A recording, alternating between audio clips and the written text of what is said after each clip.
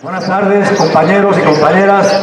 Vamos a continuar con las actividades de esta día del 27º Encuentro Nacional de Solidaridad con Cuba.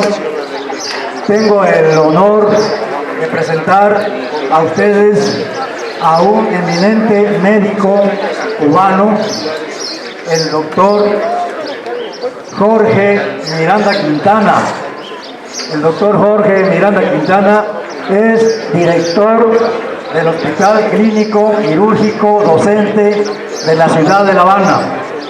Es una eminencia médica, especialista en enfermedades cerebrovasculares. Tuvimos el honor de contar con la presencia del doctor Miranda Quintana hace una semana en la ciudad de Jalapa, donde el Instituto de Relaciones Culturales Mexicano-Cubanas Magón Mella llevó a cabo un seminario de salud donde estuvimos coordinados con la Embajada de Cuba en México, con la Secretaría de Salud, con el Instituto Mexicano del Seguro Social, con el INSABI. En ese seminario tuvimos la oportunidad de las enseñanzas, los conocimientos científicos que nos compartió el doctor Miranda Quintana.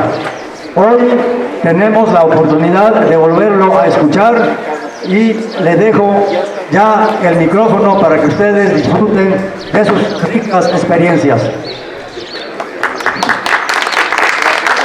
Gracias. Primero que todo, agradecer esta invitación, agradecer la voluntad que tuvieron los amigos del pueblo mexicano, representados en todos ustedes, en la senadora Gloria, en el instituto, en poder participar en esta importante actividad. Quiero partir de decirles que si hoy estamos haciendo esto, y no es una consigna, es continuidad de lo que antes se expresó. Y que aquí haya un médico cubano, hijo de dos humildes trabajadores, comentándole cómo afecta esa terrible política de bloqueo a algo que ya no es patrimonio de Cuba, nuestro sistema de salud, sino patrimonio del mundo, es expresión también de esas oportunidades. El sistema de salud cubano ha sido bloqueado desde sus inicios. Fidel, en su alegato de defensa por el asalto a la fortaleza militar del cuartel Moncada, entre las acusaciones que hizo al régimen imperante en ese entonces estaban los desmanes de la salud, los grandes problemas que tenía el sistema de salud en Cuba y lo que significaba la muerte como destino final de un mal estado de salud.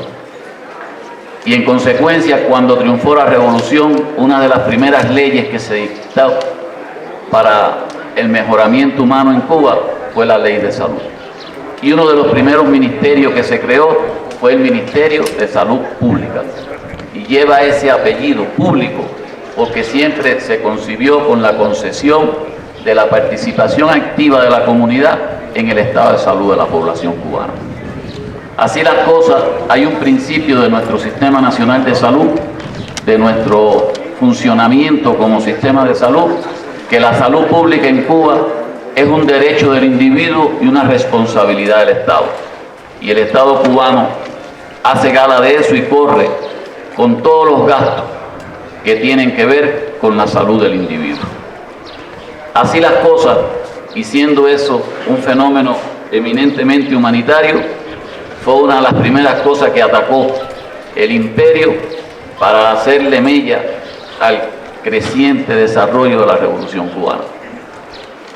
Y desde los primeros años, cuando empezaron a desarrollar acciones para esto, el primer llamado que hizo los Estados Unidos fue a la deserción y más de la mitad de los médicos cubanos se fueron del país y migraron hacia los Estados Unidos, pensando que con eso iban a liquidar el empuje que se tenía hacia el mejoramiento de la salud del pueblo cubano. Y ahí vino la respuesta, el llamado en persona del comandante en jefe a los médicos que quedaron a que se incorporaran y que formaran parte de un ejército de formación de nuevos médicos. Y esos médicos así respondieron. Se fue más de la mitad, pero los que se quedaron asumieron un grupo de tareas, renunciaron a las consultas privadas. Las consultas privadas en Cuba nunca se eliminaron por decreto, se eliminaron por convicción. Los médicos que llamaron a formar otros médicos renunciaron al servicio privado y se incorporaron al servicio público, y a su vez, bajo la convocatoria de la dirección del país, asumieron la responsabilidad de prepararse pedagógicamente y formar nuevos médicos.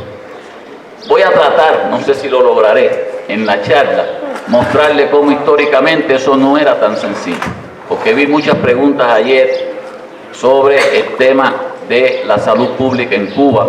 Yo no tengo tiempo en este escenario de hacerle un contexto histórico de la salud pública en Cuba, pero sí tengo necesidad de irlo abordando en la medida que lo hablemos. Ya le mencioné este primer embate contra el bloqueo, que fue la respuesta de nuestros médicos a mantener la actividad. Otro principio de la salud pública en Cuba es que la salud pública se desarrolle con un carácter preventivo asistencial, predominantemente preventivo. Y ahí vino una acción más de la integración. Cuando se quiera obtener desarrollo en algo, hay que integrarse. Y siempre se pensó que el pueblo unido, organizado, culto y preparado podía estar en mejores condiciones de enfrentar cualquier combate. Y este fenómeno comenzó con acciones de prevención. Cuando Cuba comenzó la campaña de lucha contra el paludismo, que no había vacuna, ¿a quién le encomendó la tarea? Al pueblo, y eliminar el mosquito anófeles para controlar el paludismo. Y ahí comenzó la interacción también del pueblo con su organización administrativa en resolver los problemas de la sociedad. Cuando se demostró que la poliomielitis era un problema grave de salud que afectaba a los niños, lanzaron la campaña de inmunización contra la polio. Y como no existían médicos, enfermeras y personal calificado para hacerlo, se apeló a la capacitación de activistas populares. Ya existían los comités de defensa de la revolución que se habían creado para defender la revolución de las acciones contrarrevolucionarias con bombas, y se le dio la tarea también de promover acciones de salud. Y se empezó la campaña que cada año todavía se hace de vacunación antipoliomielítica con esos activistas de los comités de defensa de la revolución. Cuando se demostró que las mujeres morían de cáncer y que uno de los cánceres más frecuentes era el cáncer de útero, se comenzó una campaña de activación por la Federación de Mujeres Cubanas, que honoríficamente y de una manera extraordinaria dirigió Vilma Espín, y organizaron una campaña de capacitación a la mujer para la citología de cuello uterino y prevenir, identificar lesiones incipientes de cáncer. Ese programa de prevención que Cuba desarrolló con mucho amor con la Federación de Mujeres Cubanas y el de inmunización con los CDR fue criticado, calumniado, cuestionado desde el norte, diciendo que lo que se estaba haciendo era esterilizando a las mujeres por los rusos, por los soviéticos, para que no parieran. Y esa campaña de inmunización contra la polio se dijo que era una vacuna con un caramelo que no tenía efecto sanitario. Desde entonces nosotros estamos siendo bloqueados, cuestionados, criticados, pero nada da más la razón que un día tras otro. Siguió avanzando la pujante idea de un pueblo soberano y se vieron los resultados, y se eliminó la polio en Cuba, se redujo la mortalidad por cáncer cervicuterino y dio paso a todo un proceso de transformación hacia nuevas batallas.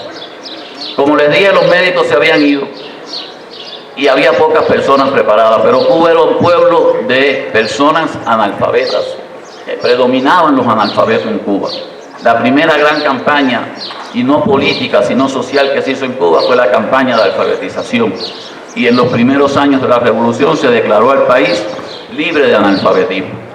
Al decir del doctor Millar, un ferviente colaborador del comandante en jefe, la primera campaña sanitaria en Cuba fue la campaña de alfabetización, porque permitió a la gente darle conocimiento para poder entender el proceso complejo de enseñanza que llevaba, prepararse y ser responsable, en primer lugar, los ciudadanos y las familias, de la salud de ellos y de su propia familia.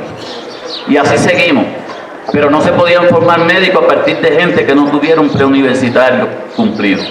Y era muy difícil en los años 60 hacer más médicos porque no había cubanos suficientes con esa preparación para acceder a la universidad. Y entonces se emprendió la campaña de la educación masiva al pueblo cubano. Y se sometió a la campaña de tomar el sexto grado, de llegar al sexto grado, vencer la educación primaria. Luego vencer la educación secundaria, la batalla por el 9º grado, y se enseñaron hasta los trabajadores. Y luego la gran campaña del preuniversitario. Y ya en los años 70, 80, pues se triunfó en el 59, hubo que hacer todo este proceso de aprendizaje, utilizar lo que teníamos, lo que nos apoyaba, era que se podía armar una campaña de formación masiva de médicos. Pero desde los primeros momentos, los que habían y los jóvenes que estaban preparados, se motivaron por estos resultados más que todo a estudiar medicina. Y hubo apoyo de muchos médicos mexicanos, de muchos médicos latinoamericanos, argentinos, chilenos, que fueron a Cuba a formar parte de los claustros de profesores de las universidades médicas, que hoy hay una en cada provincia del país. Hay 16 universidades médicas en cada una de las provincias del país y varias, más de 4 en La Habana. Por lo tanto, esto fue desarrollándose sistemáticamente. Luego, en los años 60, 70, se preparó mucho personal, se lanzaron muchas campañas, siguió desarrollándose el sistema, se creó el servicio médico rural. No había médicos en las zonas rurales de Cuba. Eso fue un programa que encabezó el comandante, que le dio la tarea a los médicos jóvenes que se graduaban. Todavía nosotros nos graduamos y lo primero que hacemos es ir a un servicio médico rural. Yo tuve el honor de hacerlo en la Sierra Maestra, en la base del Pico Turquino, donde tantas veces subió nuestro ejército rebelde a enseñar a los hombres que subir montañas hermanaba hombres, como dijo Martí. Los médicos cubanos recién graduados vamos siempre a cumplir un servicio social de 2 años, 3 años, 4 años, en dependencia de las necesidades y las oportunidades que haya de ser sustituidos para seguir en el proceso de formación. Ya en esa época se empezaron a desarrollar otros procesos que también fueron bloqueados. Empezaron a decirle a los médicos que no fueran al servicio social, que era un adoctrinamiento político lo que se estaba haciendo. Nosotros, y lo digo con vehemencia porque estudié 12 años para hacer el pre, 6 años en la universidad, 4 años en la especialidad, varios años de posgraduado y de posgrado a diferentes niveles, yo nunca fui adoctrinado. El adoctrinamiento que recibí siempre fue el de la verdad, el del resultado, el de las unidades organizativas que daban un resultado en salud, y me comprometía a buscar esos resultados. Eso sí, un adoctrinamiento formal. Cuando yo veía que mejoraba la situación de salud de un poblado, de un municipio, de una provincia, que los indicadores de salud de mi país cambiaban hacia bien, entonces me fui adoctrinando a ser un hombre de bien. Me fui adoctrinando por la verdad objetiva del resultado obtenido, que me lo mostraba la vida y no el pensar de alguien aislado. Así se siguió desarrollando, y en los años 80 hubo un fervor muy fuerte de la acción de la dirección del país en la formación de médicos. Y se crearon un grupo de elementos que fortalecieron el sistema de salud cubano. Se creó la universalización de la enseñanza de la medicina. El comandante en persona dirigió con los mejores profesores que había la preparación de un programa para la enseñanza de la medicina desde el primer año, con la participación del paciente. Nosotros tenemos el honor que desde los primeros años trabajamos en la enseñanza tutorial con profesores al lado de la cama del enfermo. Aprendemos la sensibilidad que tiene curar, nos enseñan las enfermeras, nos enseñan los médicos, nos enseñan los pacientes y la familia. En los años 80 se creó el programa del médico y la enfermera de la familia en Cuba, programa eminentemente fuerte que hoy es el soporte principal de nuestro sistema de salud.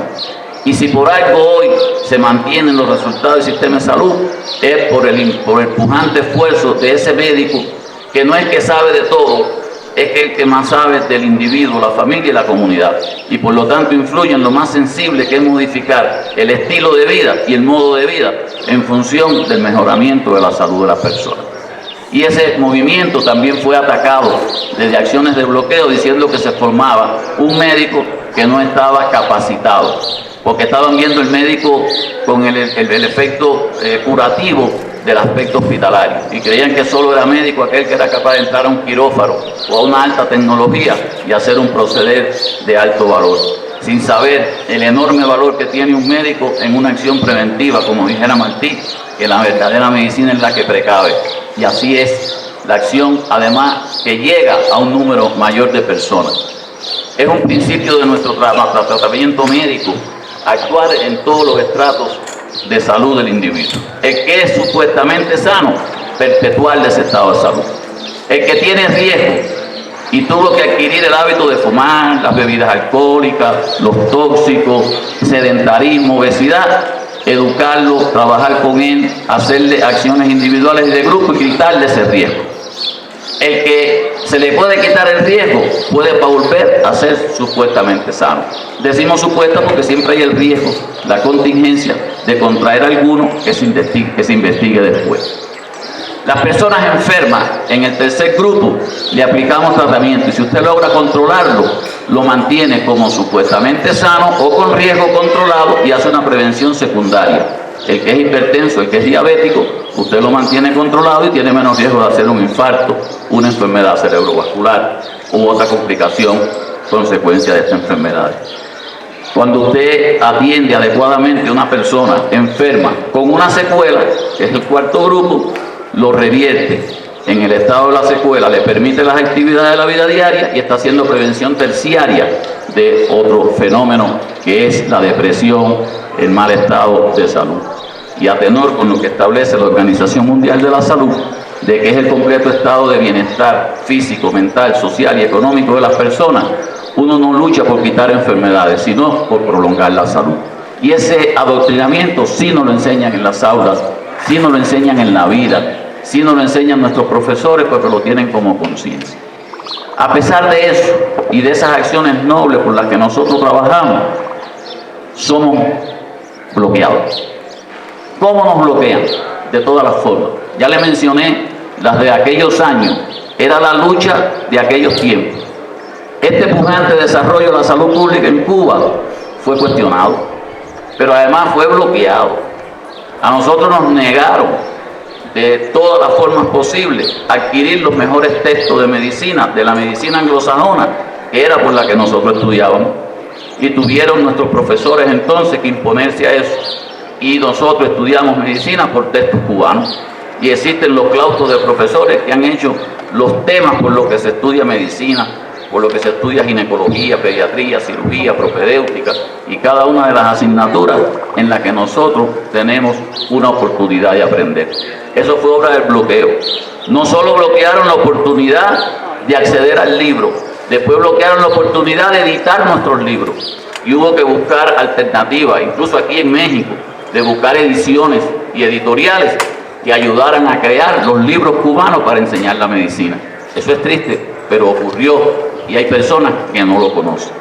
Cuando vieron la pujanza de nuestro pueblo en el internacionalismo proletario, y un ejemplo de eso fue cuando en los años 70 hubo un terrible terremoto en Perú y Cuba, entonces empezaron los gobiernos de turno a decir que si mandaba médicos, ya había la experiencia de Chile, la experiencia de Argelia, y empezaron a bloquear que no fuera la brigada. Fidel incluso dijo, vamos a donarle también sangre. Y el primer brazo que circuló por la historia del mundo donando sangre para el pueblo peruano fue el brazo del comandante en jefe. Y Cuba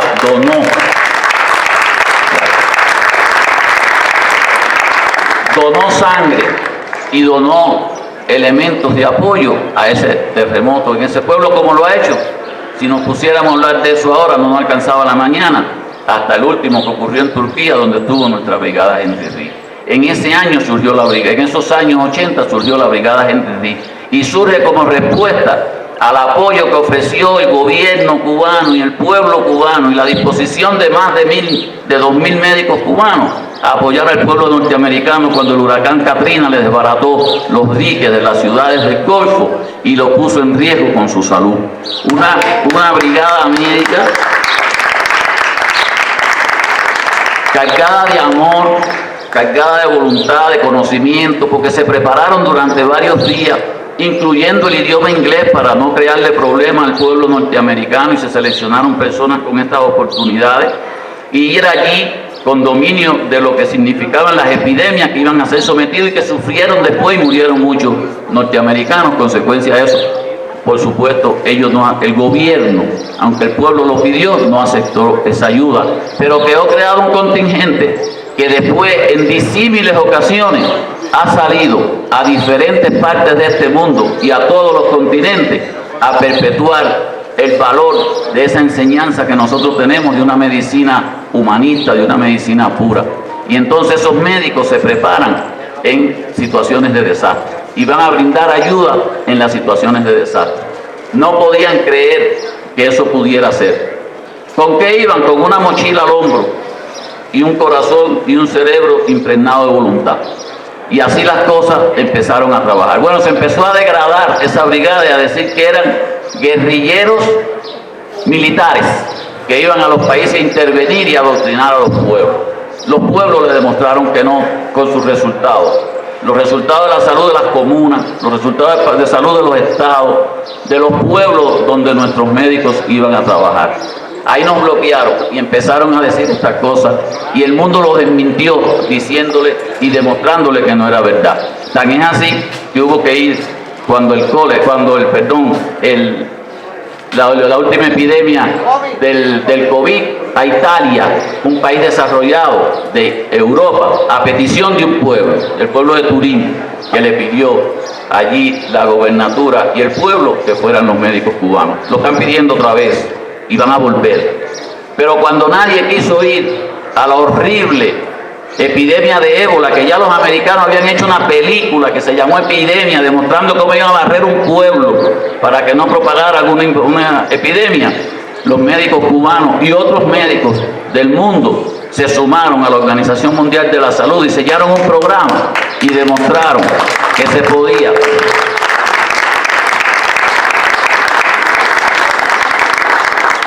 Yo también me emociono porque representar a esos médicos aquí no crean que es sencillo. Son muchos y muy buenos. Tengo el honor en su nombre de hacerlo.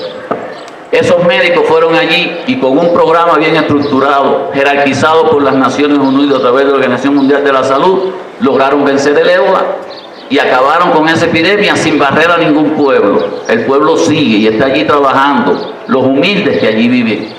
Y no fue el guión de la película lo que guió ese protocolo. Y así, esa pujanza, esa enseñanza, esa demostración del mundo competía con el incipiente y gran desarrollo que tenían las transnacionales de la industria farmacéutica. Y entonces era difícil competir con eso. Y no se podía permitir que una Cuba sencilla, pequeña, demostrara al mundo que eso era posible. Y querían eliminar eso. Bueno, de los médicos que hay aquí también están diciendo eso, que son mercenarios. Yo los conozco. Muchos me han llamado, estudiaron conmigo, fueron mis compañeros. Ahí ustedes tienen excelentes profesionales. Los vi estudiar, hacerse médico. Los vi prepararse. Ahí ustedes tienen de pediatra a uno que dirigió por años el gran y impetuoso programa de atención materno-infantil de Cuba, que tuvo resultados de los primeros países del mundo. Ahí está humildemente, brindando su rol. ¿Podrá ser ese hombre un mercenario?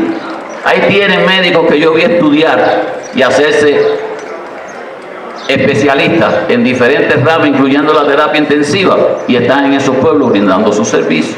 Bueno, que lo digan los pueblos donde ellos están haciendo el trabajo, y ayer estuvieron sentados aquí mostrando sus resultados. Esas personas sí están adoctrinadas en el bien, no en ninguna otra política. Nos han bloqueado de todas las formas. Cuando en la epidemia de COVID tuvimos una avería en una gran fábrica de producción de oxígeno que abastece a todo el país y nos quedamos con limitación de oxígeno, siendo el oxígeno uno de los tratamientos vitales de la epidemia que estábamos sufriendo. Pedimos ayuda a los países del mundo y no faltaron. Los barcos de México, los barcos de Panamá, los barcos de Dominicana, los barcos de diferentes países de nuestra América que fueron cargados de oxígeno para la satisfacción de la salud de los pacientes cubanos. Eso lo bloquearon, lo lucharon, pero no lo pudieron impedir.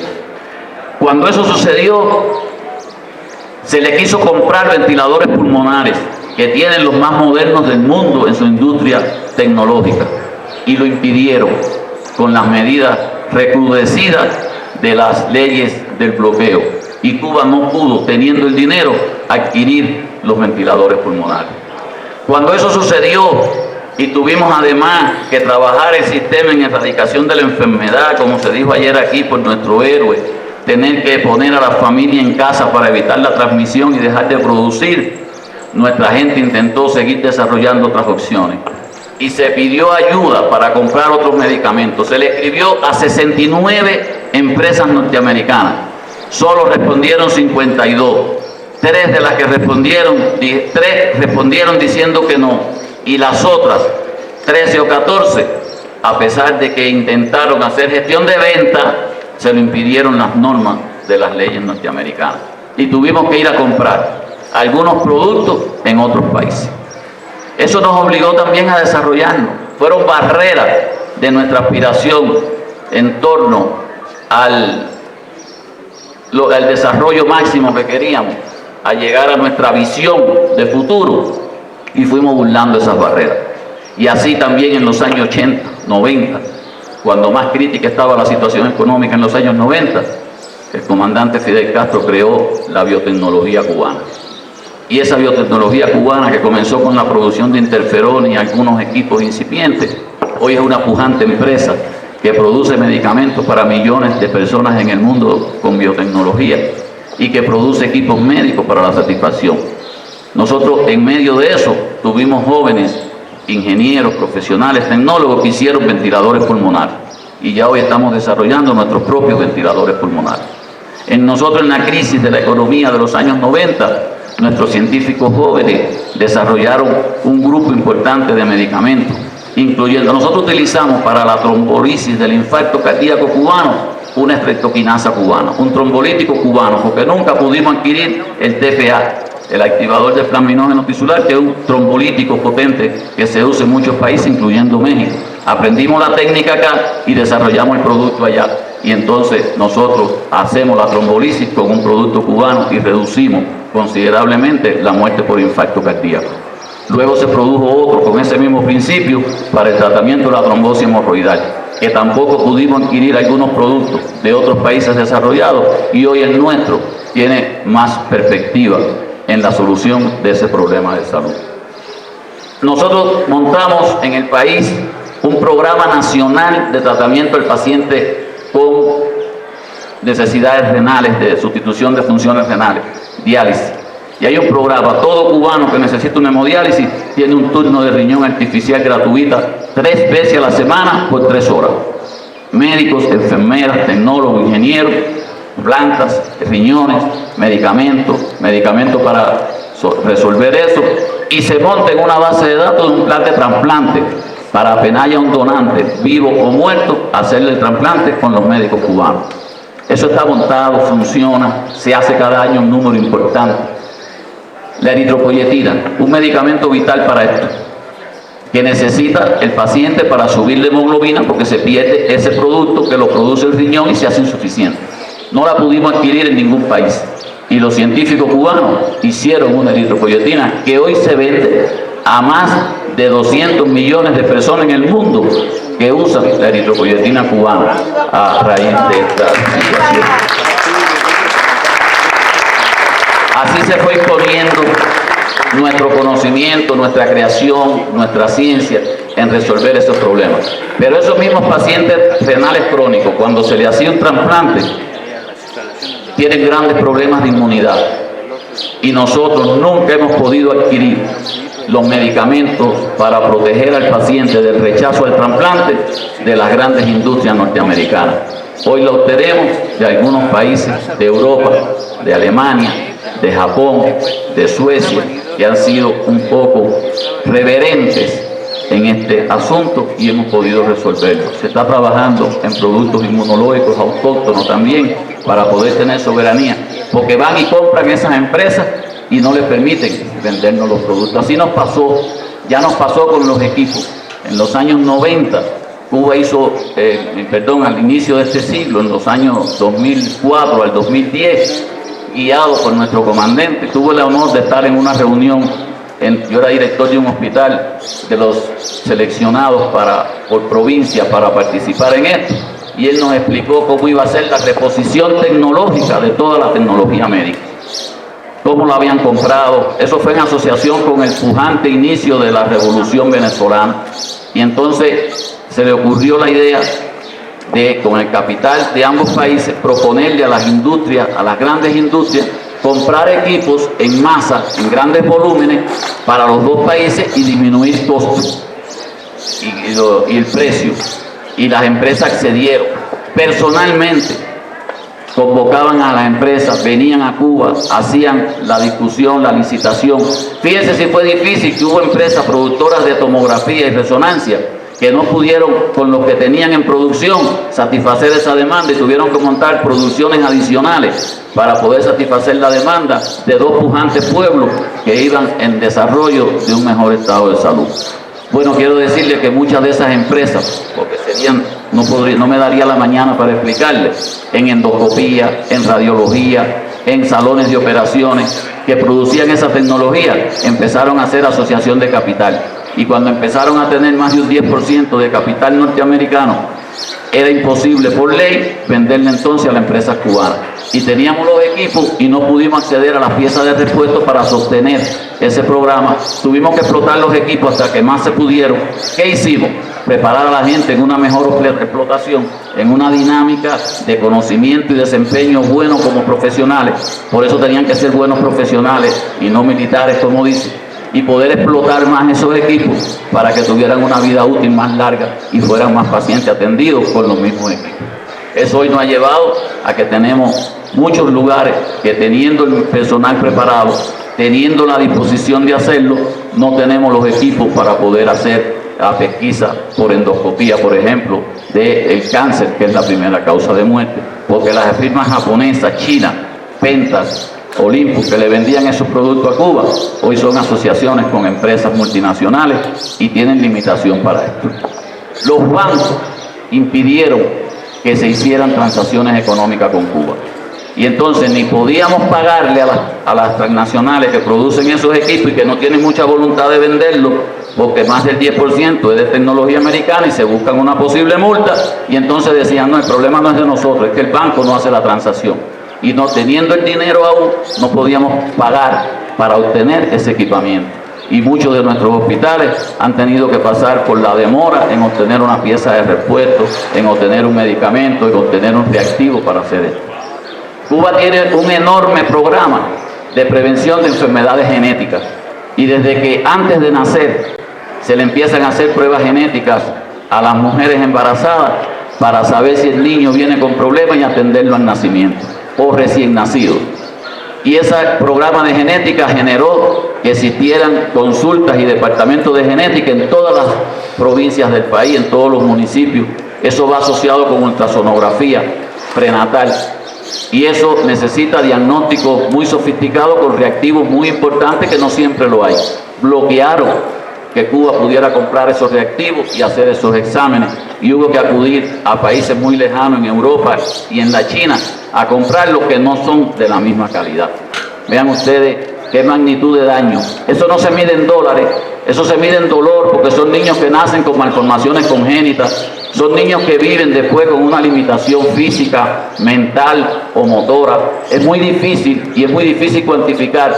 Se tiene cuantificado en estos elementos transaccionales económicos de datos más de 3.000 millones de dólares de afectación, pero los emocionales, y el capital emocional que se ha perdido nunca podrá ser cuantificado por estos elementos. Es una tarea muy dura. En medio de toda esta campaña se hizo una red de hospitales cardiológicos en Cuba para operar gratuitamente todos los niños que tuvieran una malformación cardiovascular, valvular. Ya preveníamos con los que venían con malformaciones con el programa de genética. Prevenimos muchas enfermedades cardíacas, reumáticas, con programas cuando empezó el médico de familia de capacitación a la población y evitar el estreptococo betemolítico, que era el que producía la fiebre reumática que muerde el corazón y lame las articulaciones, como nos enseñan los profesores, y eso con campañas preventivas se resolvió. Sin embargo, siempre hay algunos niños que necesitan una válvula. Tenemos 4 cardiocentros en Cuba que operan niños mayores de 5 años y uno que opera niños de cualquier edad, el William Soler. Y sin embargo, las mejores válvulas biológicas que se producen en los Estados Unidos, aún pagándolas con ofertas al doble de su precio, nunca nos las quisieron ofertar. No se pueden adquirir y a esos niños hay que ponerle una válvula mecánica, protésica, metálica, que tiene más riesgo de trombosis, que necesita más anticoagulante y que consecuencia lleva a una mayor mortalidad de esa población, que un 15% con la otra válvula no se hubiese muerto. Son elementos fehacientes del dolor que genera esa acción al pueblo cubano.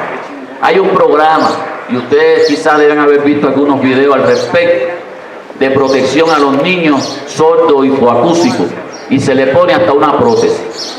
Bueno, nuestra pujante tecnología cubana, la biotecnología en el Centro de Neurociencia, tuvo que desarrollar una prótesis cubana, porque Cuba no podía adquirir las prótesis que tenían en su mayoría un alto porciento norteamericano, coeficiente de porciento de recursos norteamericanos.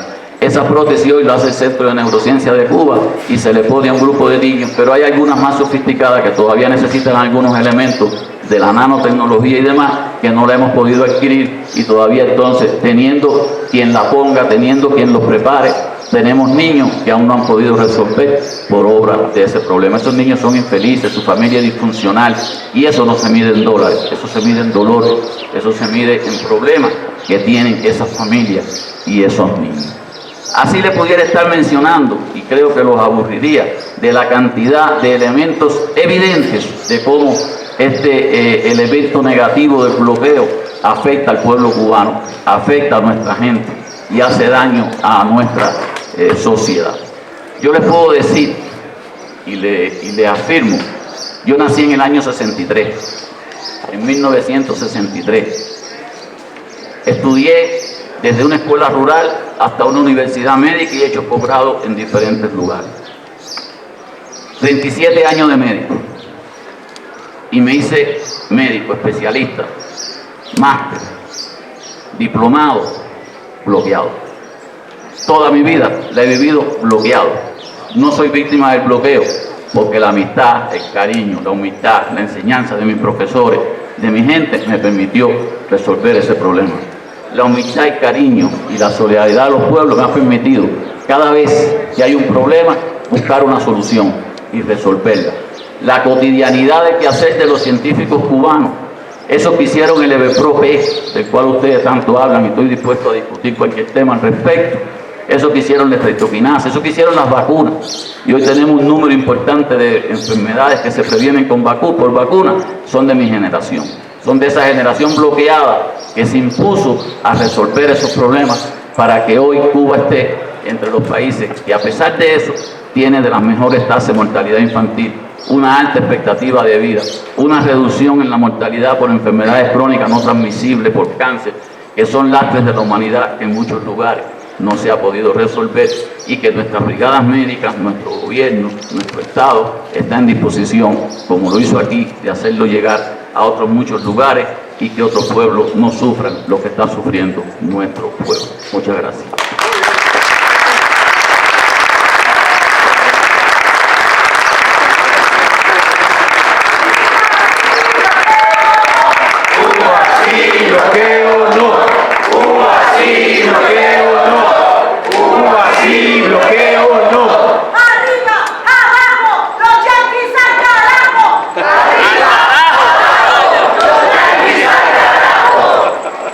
Bueno, compañeros, más lejos. Vamos a aprovechar esta coyuntura para recorrernos un poquito porque el sol ya nos está calando un poco. Dijo Martí que el sol de la patria no queda. La va a cáncer de piel. Y bien, decir que las palabras, los testimonios que nos comparte aquí el día de hoy el compañero doctor Quintana, así como el resto de los compañeros y compañeras que han estado aquí compartiendo el espacio, nos reafirman la idea de que la lucha por la defensa de la revolución pues, no solo quedó en la lucha armada, ¿no? Sino que también está en el terreno de la política, de la economía, de la educación, de la cultura, del cuidado de la salud. Entonces aquí la pregunta para nosotros es desde qué rubro de nuestras vidas vamos a instalar nuestra trinchera de lucha por la defensa de la revolución. Entonces, dicho eso, vamos a abrir la ronda de preguntas y respuestas, pero sí les vamos a solicitar que seamos muy breves y claros para ser eficiente con los tiempos y también para poder darle la palabra a la mayor cantidad de compañeros que quieran tener interacción. Adelante. Buenas tardes a todos. Quiero dar una opinión política y un breviario histórico. La opinión política es que en el capitalismo se han sustituido los títulos nobiliarios por los títulos de profesionistas. Ya no es el señor conde, ahora es el señor doctor, el señor abogado, el señor ingeniero, etc. Es una deformación de la enseñanza capitalista. La enseñanza debe servir porque la subsidia el pueblo, debe servir al pueblo. De otra manera, se es clasista. Yo he encontrado gente que dice, pon ahí que soy licenciado. Esa es la opinión política, el breviario histórico. A principios de los 60, yo todavía un joven estudiante,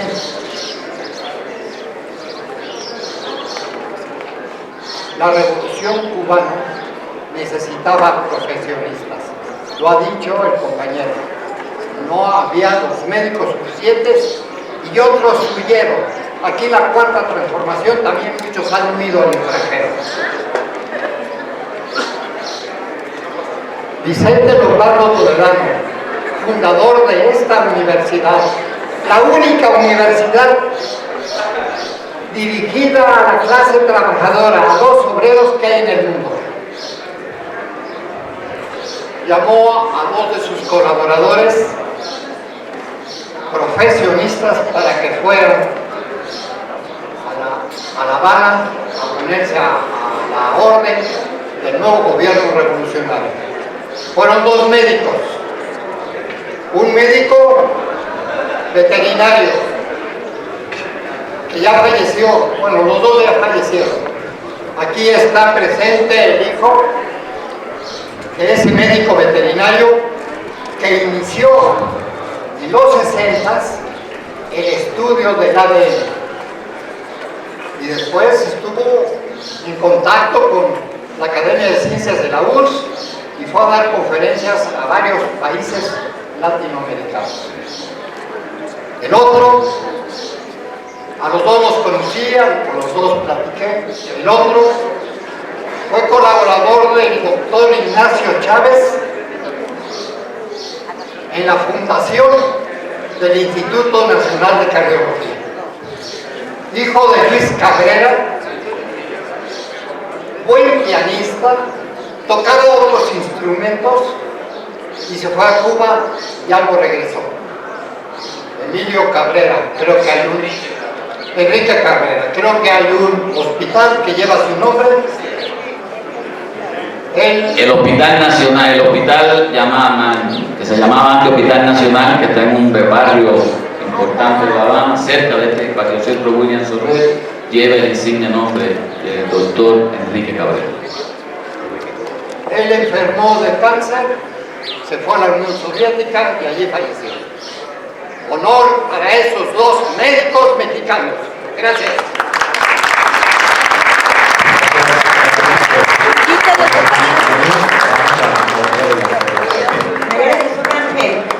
Comité Estatal de la Solidaridad con Cuba en Aguascalientes.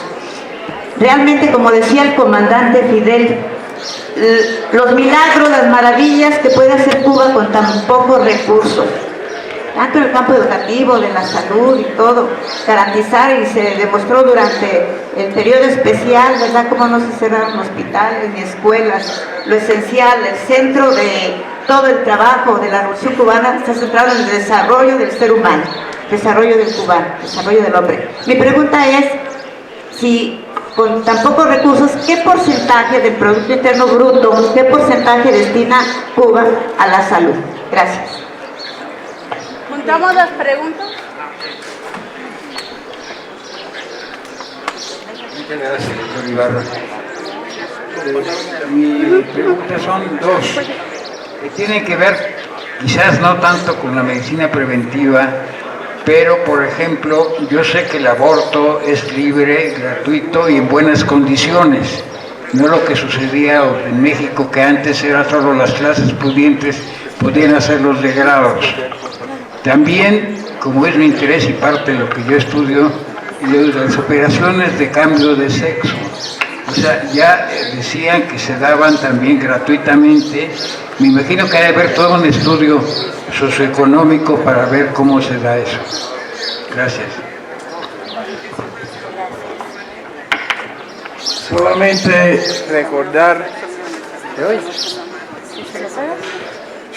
recordar que en Cuba el que trabaja más humilde limpiando una calle tiene la posibilidad de alcanzar en su educación el nivel más alto hasta donde su capacidad se lo permita.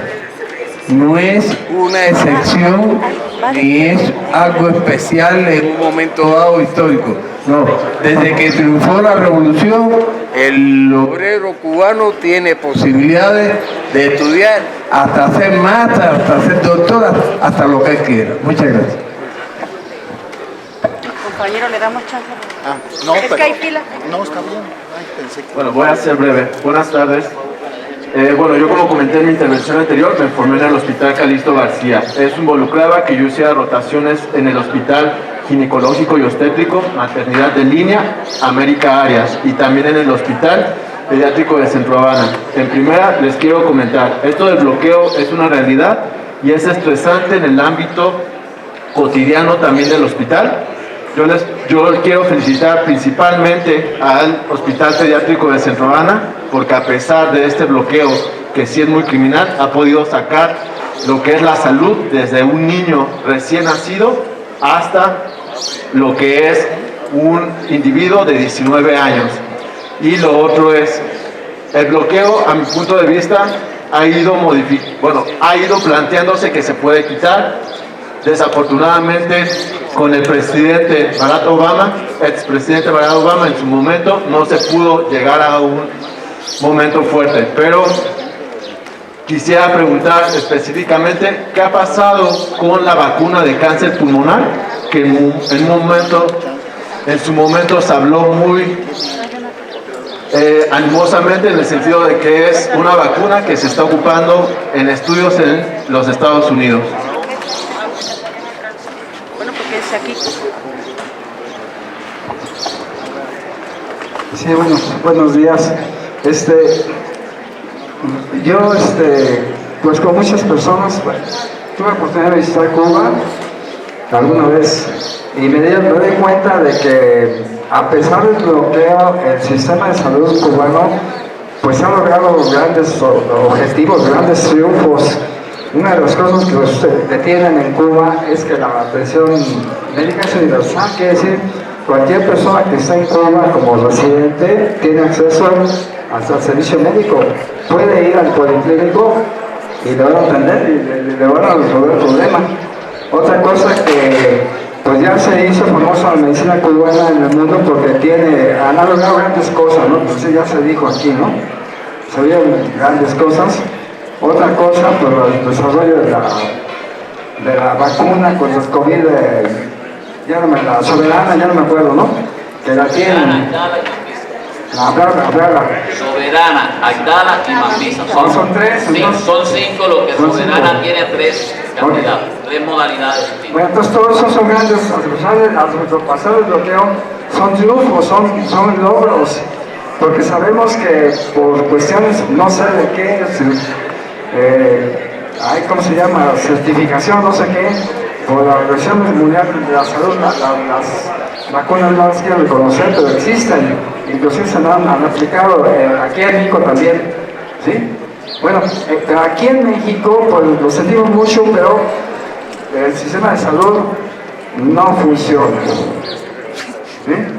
Y una de las características no es universal, o sea, no cualquiera en México, mucha gente, hay millones que no tienen acceso a nada, porque aunque no hay de ninguna manera una privatización oficial, eso no existe, no tienen acceso por lo que usted quiera, ni nuestras razones, ¿sí?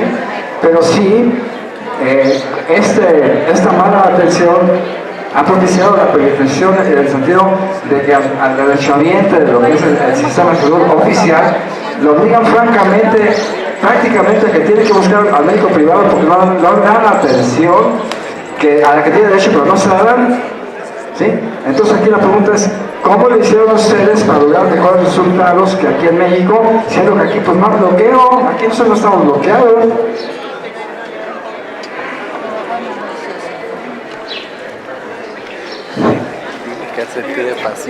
Me enteré que hace algunos años había un posgrado en el área de la salud que se llamaba Longevidad Satisfactoria.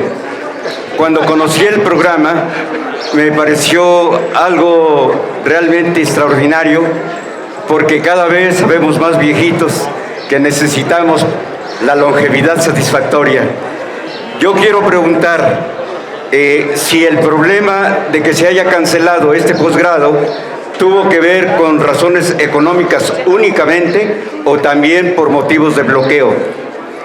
Mi otra pregunta es que, conociendo al laboratorio donde se rescata el veneno del alacrán azul y que ahora se comercializa como Escosul, ¿qué perspectivas le ve para que países como México podamos contar a precios accesibles con ese producto que, si pues no cura el cáncer cuando este ya está avanzado, pero sí le puede dar calidad de vida a las personas si se le administra? La última, ¿está bien? Bueno, también de acuerdo a lo que ahorita mencionó el compañero, realmente son los descubrimientos que ustedes han logrado en cuanto al cáncer. Hay diferentes tipos de cáncer que ustedes curan, también el problema de la piel, el cáncer de piel, y bueno, no sé cómo se llama, que la gente tiene el pito, ¿no? Pero no sé cómo. Vitiligo, exactamente. Entonces todo esto nosotros quisiéramos tener información, mucha gente en México. Yo tenía referencia de que hay un hospital cubano en la Ciudad de México, no sé si sea cierto, me gustaría que me dieran información al respecto.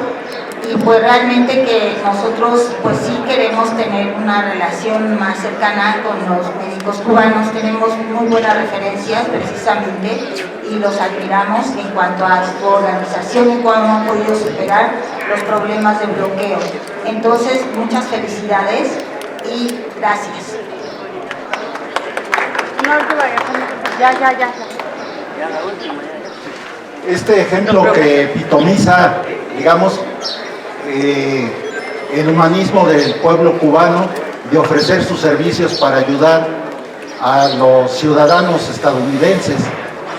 Cuando el Katrina es muy importante porque Cuba sabe diferenciar muy claramente el antiimperialismo del pueblo norteamericano, y aquí a veces en México se nos pasa un poquito la mano porque a nosotros nos volaron más de la mitad del territorio y en Cuba, bueno, es Guantánamo, ¿verdad?, la que tienen ocupada. Esperamos que esto se resuelva dentro de poco.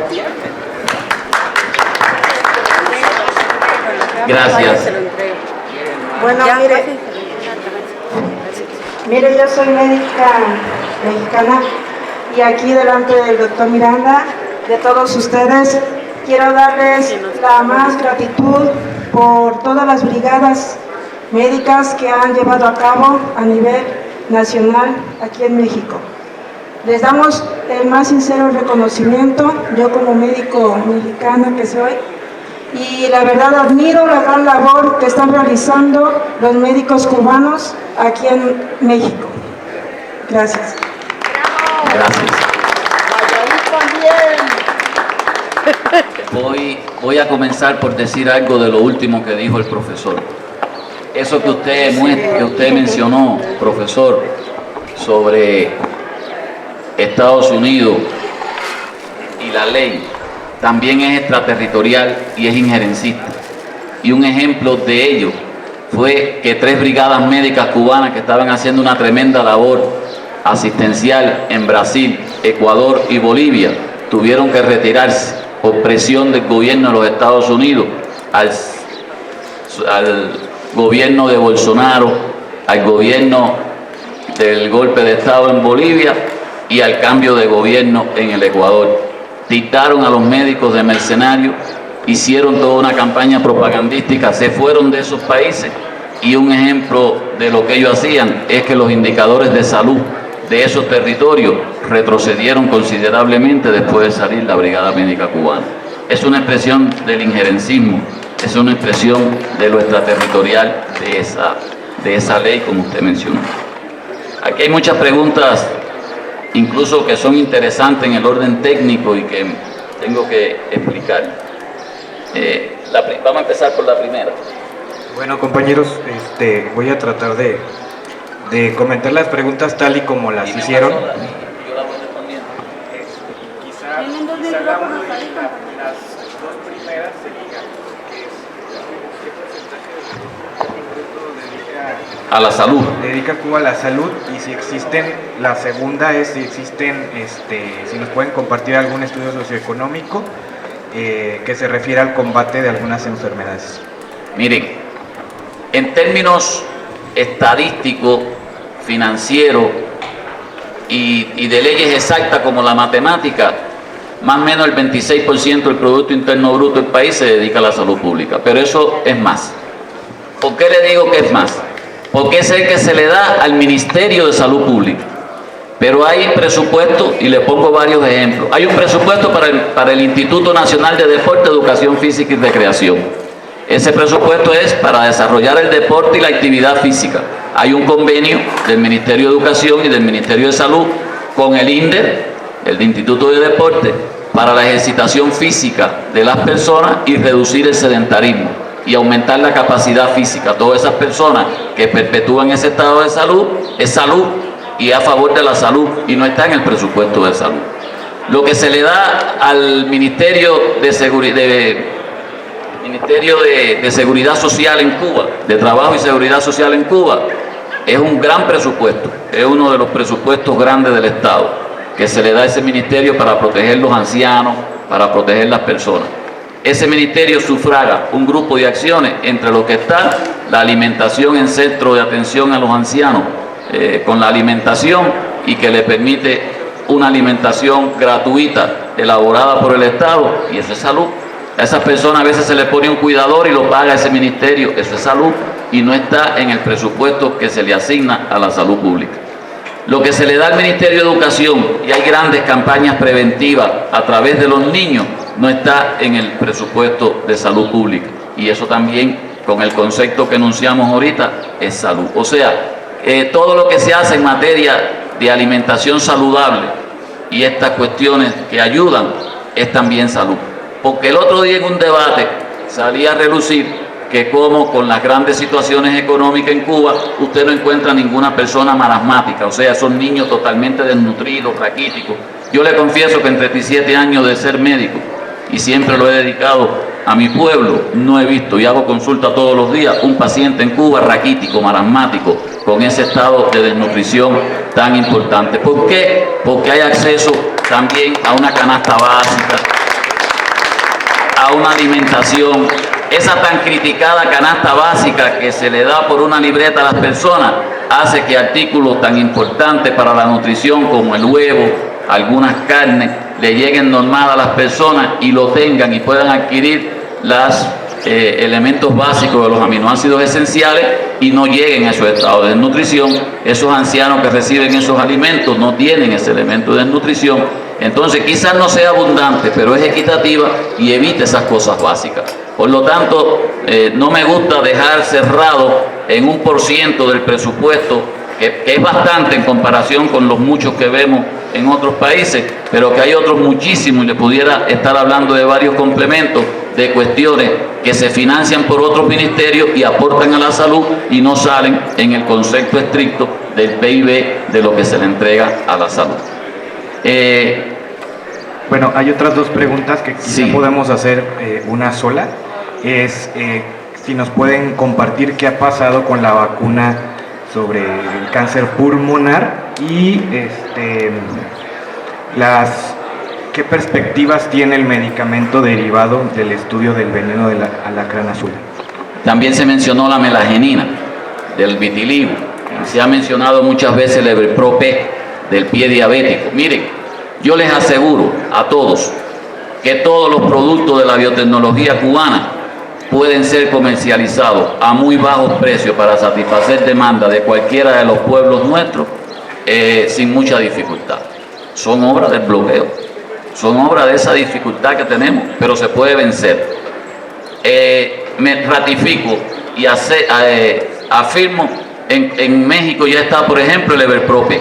El Everpro-P, que es el medicamento que se utiliza para el tratamiento del pie diabético, existe en México, registrado desde hace varios años, está en el Registro Nacional de Medicamentos del Instituto de Salud de México y los municipios, que es el órgano rector de la actividad de los medicamentos en México, aprobado por el órgano rector de drogas y alimentos. Está en el Instituto de Salud de los Trabajadores y lo pueden utilizar. Por lo tanto, ese producto que en otras muchas sesiones han preguntado, está en México y se puede disponer. ¿Por qué no está en otros lugares? Depende de que lo asuman los cuadros básicos de medicamentos de esas instituciones, incluyendo la que tiene el mayor volumen de servicios públicos, que es el INS. Si lo ponen en el cuadro básico, podrá estar en los hospitales, pero puede estar en las otras clínicas. Por eso los sistemas no se pueden cuestionar abiertamente, porque a lo mejor hay muchas personas con clínicas incluso privadas que tengan interés en usar el producto, lo pueden adquirir porque ya está en el cuadro nacional del país y pueden tener acceso a ello. Y cada territorio podrá tener acceso a cada cosa según las disponibilidades. Hay que saber vivir con la contextualización de las normas jurídicas que nos impone cada época de la vida. Y esas son oportunidades. En cuanto a la vacuna del cáncer de pulmón, se sigue trabajando. Lo preguntaron por dos vías. La vacuna del cáncer del pulmón existe y está demostrado. Y ya se comercializa como producto.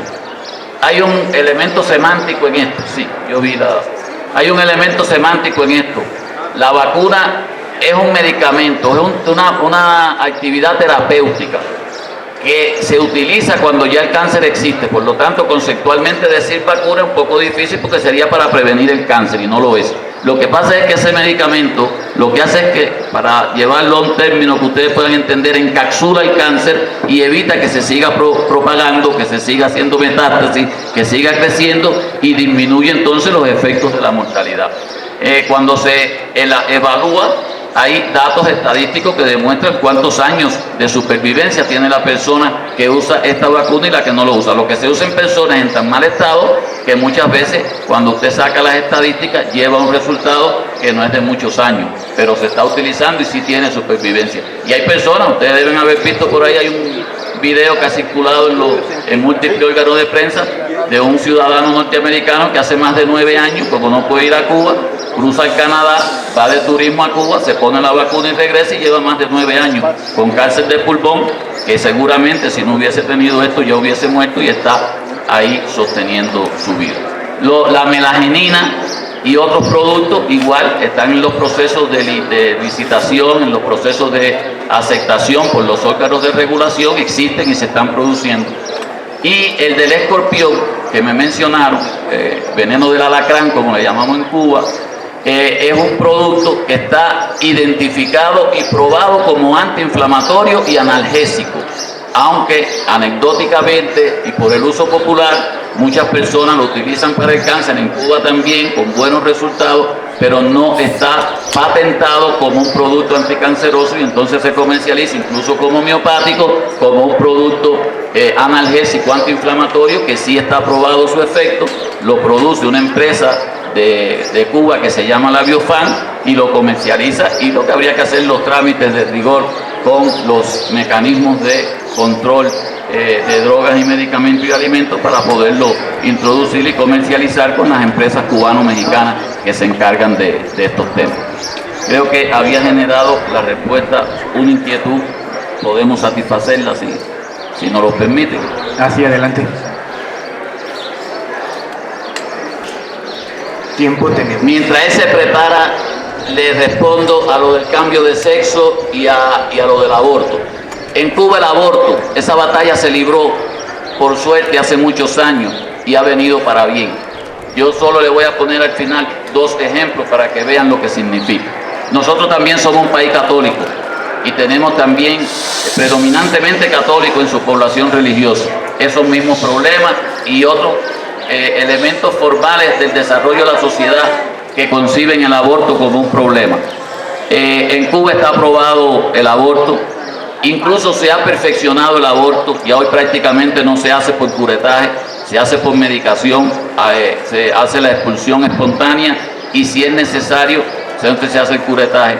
Y por otra vía se hace la aspiración en semanas más precoces y permite esto. El aborto, cuando es bien diagnosticado a tiempo el problema, cuando pone en riesgo la vida de la mujer, cuando genera el riesgo de aparición de un bebé que pueda traer problemas, es un elemento de oportunidades. En Cuba se hace siempre con la anuencia y el aval de la familia y de un informe social que justifique que es una necesidad y no es como un método anticonceptivo. Se utiliza, se aprueba y se hace. Tuve experiencia de ver en Cuba muchachas buscando aborto que fueron aprobadas con todas las normas jurídicas en otros lugares y que obedecía a maltratos, obedecía a violaciones y tenía un embarazo no deseado, con riesgo, con cosas, y que pudieron interrumpírsele después de muchas consultas porque estaban estudiando o haciendo determinadas cosas allá a pesar de ser normas contrarias en sus países. Y entonces es muy difícil que una mujer que haya sido violada, que haya sido maltratada y que quedara embarazada fuera a concebir un hijo de una persona que ni conoce. Es muy triste que una mujer pueda mantener, por no hacerse un aborto, un embarazo que pueda generar un sangramiento, que puede generar una enfermedad como la enfermedad trofoblástica, que genera un problema que puede generar hasta un cáncer y que no se le haga la interrupción por un problema dogmático. O sea, cuando se identifica que es una necesidad, se procede al aborto y no hay problema. El cambio de sexo se está trabajando, hay normas jurídicas que necesitaban estar previo a eso. Se acaba de aprobar en Cuba una nueva ley que favorece todos estos fenómenos relacionados con la inclusión social de las personas con sexos diferentes y estas actuaciones, y ahora se está perfeccionando. El cambio de sexo no es solamente el órgano genital lo que se hace, eso lleva todo un proceso que lleva el órgano genital, lleva todo un proceso de enseñanza a adaptarse a un nuevo sexo, porque después que al hombre lo conviertan en mujer o a la mujer en hombre no hay arrepentimiento, no se puede volver atrás. Entonces lleva un proceso psicológico al individuo y a la familia, y eso hay que hacerlo con todos los matices y con todas las normas jurídicas que lleva. Lleva un proceso también de preparación de otros, en el caso de la mujer, una mujer necesita también tener estética femenina en las mamas, hay que crearle también, lleva cirugía estética, lleva conformación de rasgos faciales, o sea, no es el mero hecho de hacer una cosa por hacerla para satisfacer una demanda que no es la más deseada, y no se haga el proceso completo. Entonces lo que se está buscando es perfeccionar todo esto y poder hacerlo de manera integral con todas las condiciones y se podrá ejecutar sin mayores problemas. Ya hay casos en proceso, hay casos en evaluación, hay operaciones previas que se están haciendo y para poder llegar a lo que se necesita en ese sentido. Se está trabajando y va por buenos caminos, pudiéramos decir. Sí, gracias, doctor. Gracias y perdón por la interrupción en el transcurso, pero me pareció muy relevante y a propósito de los trabajos de aquí del encuentro, en la mención que hace sobre Leverprop, efectivamente ella tiene la licencia sanitaria. Compañeros del fondo, por favor. Tiene licencia sanitaria y tiene aprobación de COFEPRIS desde más o menos el 2012. En el 2013, que son 10 años ya, en mi caso personal hice un intento de realizar un estudio, incluso ampliando los beneficios de la utilización del Leverprop adaptado para nosotros, toda vez que va más allá, tiene un potencial de ir más allá de solo el tratamiento de la úlcera varicosa por diabetes. Nosotros quisimos emplearlo en el caso de las pérdidas cutáneas por traumatismos de alta energía. E íbamos muy bien, pero aquí viene el punto de la pregunta. Usted menciona que el medicamento es disponible en México, pero aquí hay un problema sobre el que quisiera sí que pusiéramos mucha atención, porque va ligado con todos los temas incluso que hemos manejado acá. No hay difusión respecto a aquellos fármacos de biotecnología cubana que incluso ya cuentan con esa licencia sanitaria y con esa aprobación de COFEPRIS y que pueden estar disponibles a gran escala, que pueden tener una gran, o se pudiera incluso buscar una gran red de distribución, de difusión y distribución, porque incluso si uno busca, yo he intentado porque el distribuidor de aquel momento se me desapareció, es decir, íbamos a iniciar el protocolo y se me desaparecieron, dejaron de contestarme, me dijeron que ya no distribuían y de pronto hoy, 10 años después, me vengo a enterar que lo tenemos disponible, pero no conozco al distribuidor y yo he seguido buscando incansablemente quién es quien lo distribuye acá en México. Y le digo, el punto de esto, medular, aparte de saber quién es, más importante es que hay una tarea muy grande y muy importante, no solo de buscar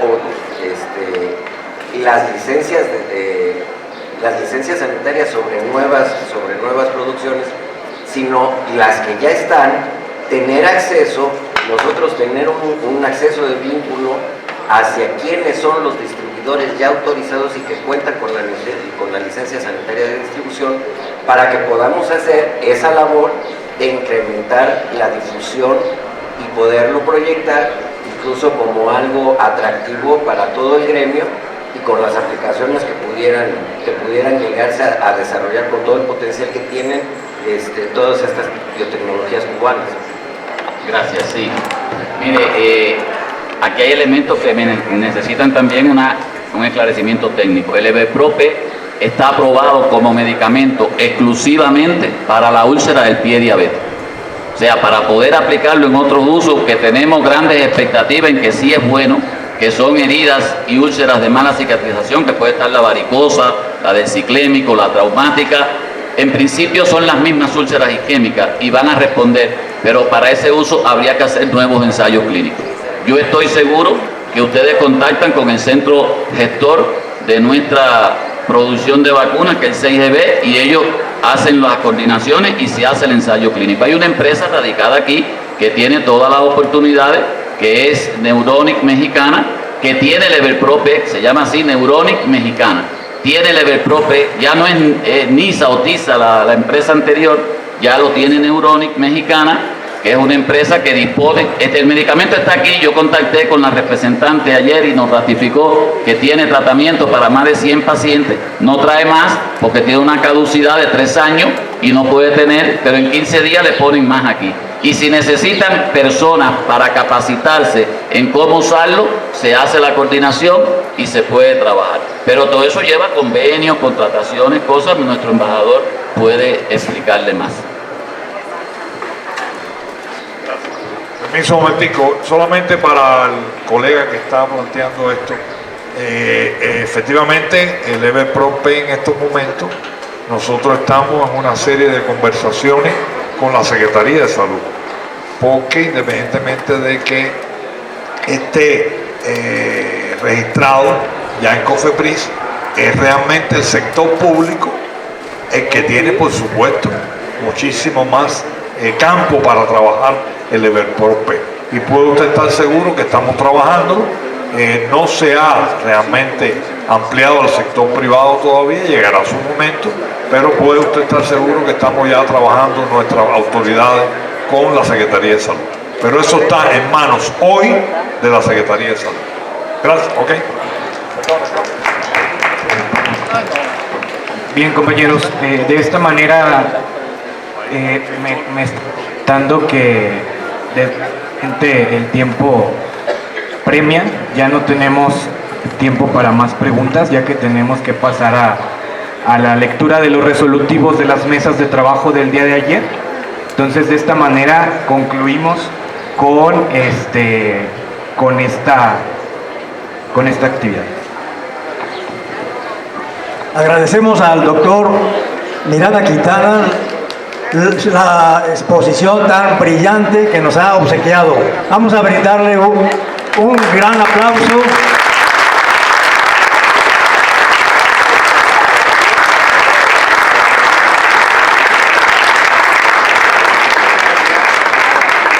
Nosotros aplaudimos también, siempre ensalzamos, ponemos muy en alto el sistema de salud de Cuba, pero no habíamos reparado nunca en todos los problemas por los que tuvo que pasar todo el sistema implantado por la revolución. El doctor nos los explicó muy brevemente. Tengo el honor de entregar en nombre del Movimiento Mexicano de Solidaridad con Cuba este reconocimiento al doctor Miranda Quintana. El Movimiento Mexicano de Solidaridad con Cuba otorga el presente reconocimiento al doctor Jorge Alberto Miranda Quintana por haber participado en el 27º Encuentro Nacional de Solidaridad con Cuba, llevado a cabo el 29 y 30 de abril de 2023 en la Ciudad de México. Haga cada cual su parte del deber y nada podrá vencernos. José Martí.